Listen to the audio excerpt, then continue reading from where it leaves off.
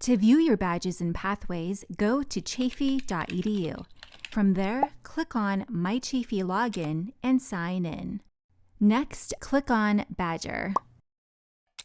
To view your progress, click on My Pathways. On the left column are the 10 possible badges you're able to earn. On the right column is your progress. To view your progress for earning a badge, click on one of the pathways on the left column. From there, you can see what tokens you've earned. Once you complete all 4 tokens in the pathway, you will then be awarded the Master Skill Badge. To view all of the different badges and tokens you've completed, click on My Badges. For more details, click on one of your badges or tokens.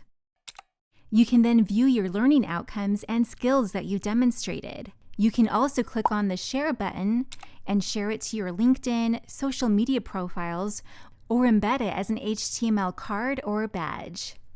And when you click on one of the skills you've demonstrated, you'll then get access to live job postings that are affiliated with that particular skill.